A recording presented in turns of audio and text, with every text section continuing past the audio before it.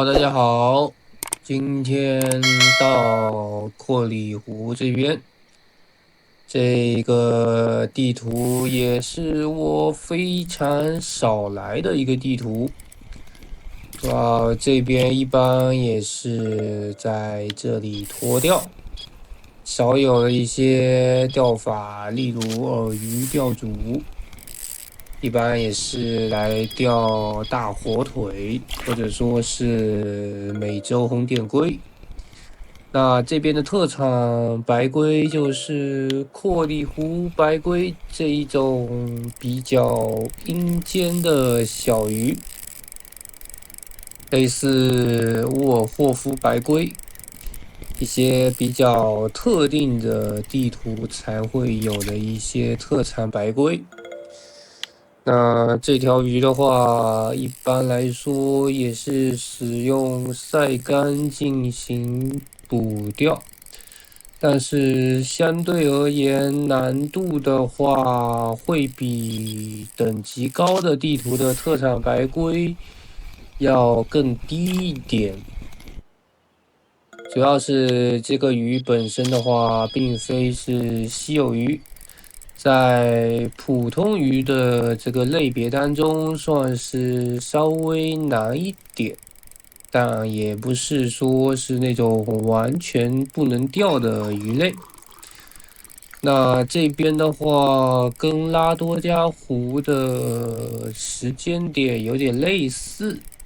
它的整个鱼口的话，相对会更平均一些。就是并没有很明显的一个早晚口的一个趋势，基本是游戏时间内的白天或者晚上都会有一些鱼口，可能就是在晚上的话会稍微的慢一点。同时，阔里湖白龟的话，主要鱼口是在清晨跟傍晚这个期间。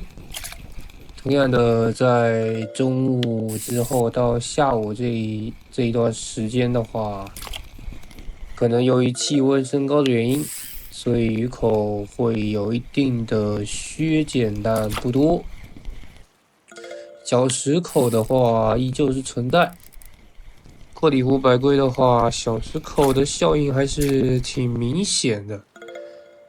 主要是第一个小时的话会相对比较好一些，接着第二个小时的话，阔里湖白龟的整个出现频率会大幅下降，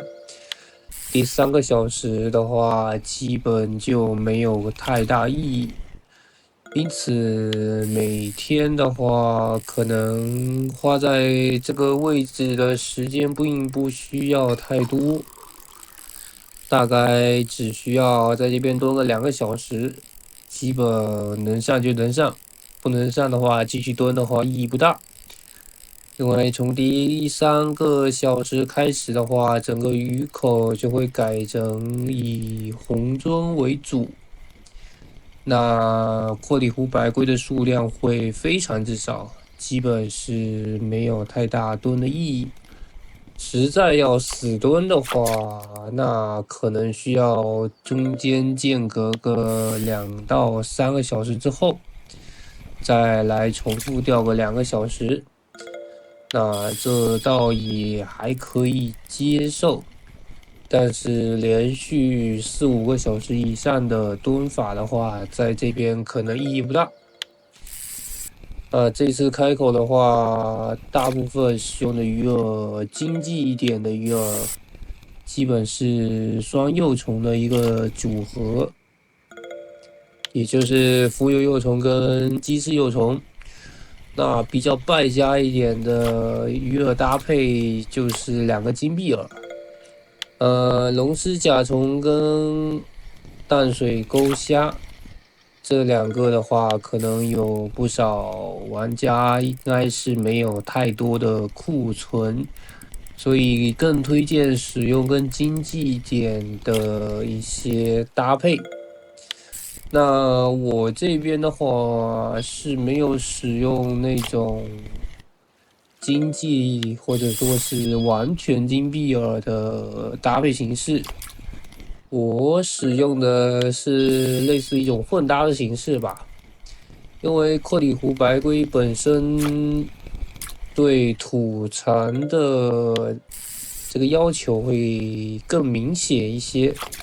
就是土残本身也是专门使用来蹲这种白龟的一个特定鱼饵，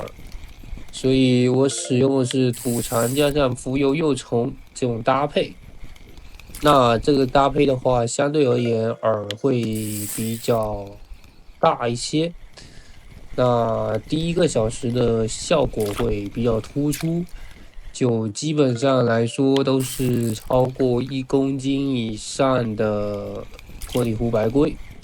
也有1、2条超过2公斤以上的，因此上新概率的话，在第一个小时应该是可以有明显的一个提升。但是怎么说呢？这东西毕竟还是比较看脸，运气成分的话会相对比较大一些。这次使用的也是 S1型号的钩子，那1号的也算大钩，至少在晒竿钓鱼这方面的话，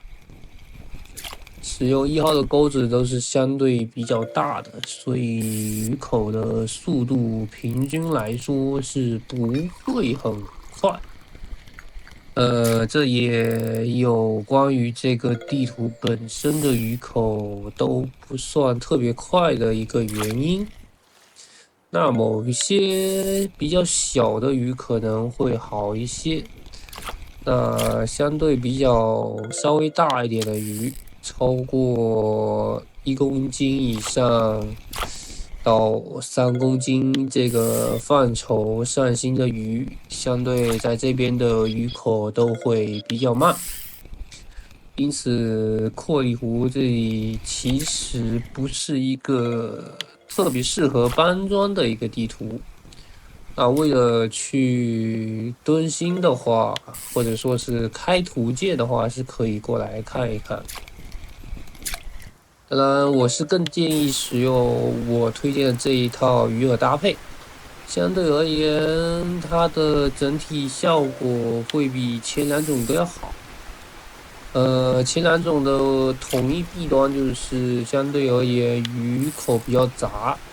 而且目标鱼的平均重量不是太好。钓完最后一条鱼，先到咖啡厅看看任务吧。这里的任务其实没有太多可以教的，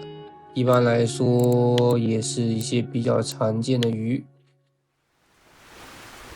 来到鱼市的话，可以往后走一点，这边的鱼市距离会比较远，地图的话并不算大，600多银币，还行吧。